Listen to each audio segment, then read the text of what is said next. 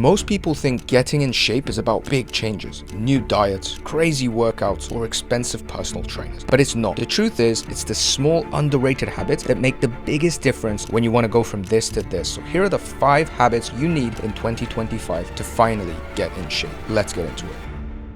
Now I'm going to ask you a question. When do you train in the gym? If your answer didn't just come up like this, like I train Monday, Wednesday, Friday at 11 a.m. I train Tuesday, Thursday, and Saturday at 4 p.m. If your answer didn't come up straight away and instead you came up with something like, oh, well, last week I did it on Wednesday and Friday, and normally I just go kind of after work, but it depends. I already know how you look. I already know how your progress is going. It ain't going that well. Everybody that has a sick body, that has a lean body, that is making progress, they have a set time that they've protected in their calendar, and they go at the same time and day each week. Now, we know life happens. We know stuff gets busy. We know random, exes call and bosses keep calling and all kinds of stuff can happen in your life. Can those times shift? Can you sometimes skip a day? Of course this happens. But that doesn't mean you don't have any set time in the first place. You should have that time and really seek to protect it. And that's going to make the biggest difference to you staying consistent, which is exactly how you're going to get in shape. Bonus tip is if you can do this in the AM, like before 12, this is even better, because when it gets later and later in the day, you start coming up with all kinds of excuses on why you should train the next day. I feel kind of tired after lunch. I got a lot of work to do that's really important. I think I need to rest a bit more. I just won't go. Don't be doing that, okay? Save yourself all of that by just training in the AM. If you can't do it, at least have a set time protected in your calendar. Next, diet is half of the battle, right? So how are you gonna eat healthily? How are you going to eat enough protein? How are you going to stay in a calorie deficit if you want to get leaner? And how are you going to stay in a surplus if you want to bulk? How do you get this whole diet thing on the right track for you? One of the best things you can do is to actually eat the same thing or similar stuff every day. It's going to be the same kind of lunches rotated, same kind of dinners rotated. That's what I do. Now, back in my student days, when every time I went out to eat, I wanted something new. One time it was a kebab, the other time it was a pizza, then the other time it was a tapas, then the other time it was a goulash. You start playing around with all kinds of dishes. You don't know how much protein, how much calories. Everything's flying off the radar. Your skin goes berserk, your muscle goes berserk, your fat goes berserk, and you don't know what caused what, and it's just chaos. Not to mention all the fatigue you get from like, what should I eat today? Then when you watch one of these videos and I say to you, hey, maybe you should calculate your calories so that you should stay in a calorie deficit if you want to lose fat and get leaner and show that muscle and look chiseled, you'll be like, oh no, I don't want to calculate calories, because you have no energy right now. You have no energy in your brain to do anything other than think about what to eat and just about eat it. So instead, simplify it, eliminate all the crappy food, and just say, I really like this Thai food. I really do. I really love this conveyor belt sushi place. I really love this sandwich place. It's minimal. It's French baguette, just jambon fromage. I love it. Stick to those. And that's again another way to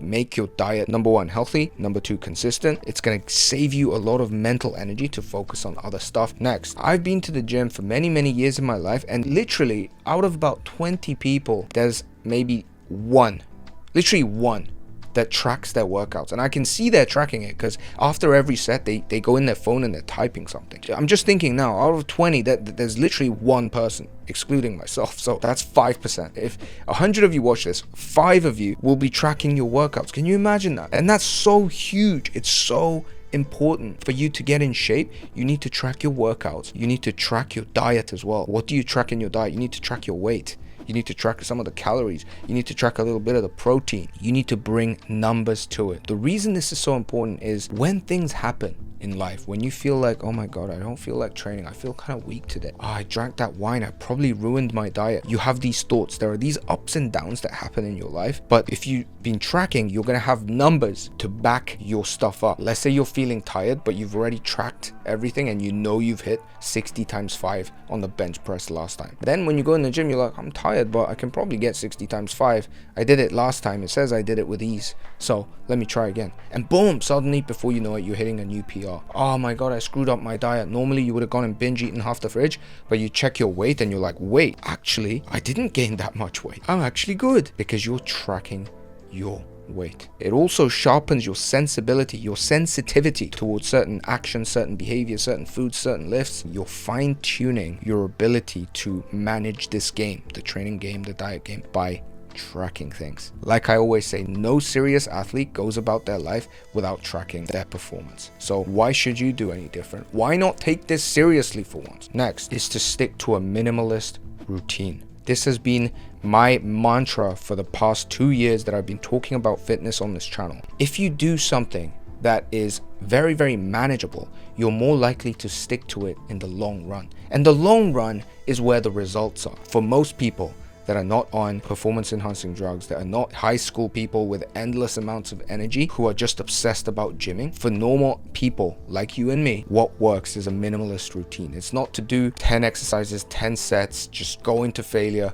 and exhausting yourself. It's about doing the right exercises with the right intensity and getting out before you hit that burnout stage. If you want free minimalist routines that show you exactly what exercises to do and how to do them, check them out. I'll leave them below. If you want me to guide you through all of that and make sure you build muscle, lose fat, and don't make all the mistakes that everyone else makes, then join Minimalist Training Club, because that's where I coach you live on calls like this to achieve your goals. But even if you don't, the most important thing is don't just watch all these Instagram videos and construct this fat ass 2-hour routine and expect yourself to stick to it for 3 months. Most people try it for 2 weeks and they fall off. So stick to a minimalist routine so you can stay consistent with it and build enjoyment from it. Next, what I've noticed in a lot of people is when they fall off, it's not because of, some grand reason. It's because they feel like they're not doing well. They're not seeing progress and they do something wrong. They overeat or they skip training for a week or two. They go partying and then suddenly their mind goes like, oh, it's screwed it up again. Oh, it's messed up. And that actually makes them skip twice, skip 3 times, makes them eat more and eat more. The trap is 1 mistake leading to 5 mistakes. Now this happens because you go into this negative mental space and you start to blame yourself. So one of the most important habits to build is this awareness and to catch yourself when you go into this negative thought pattern and go change it into a positive mindset.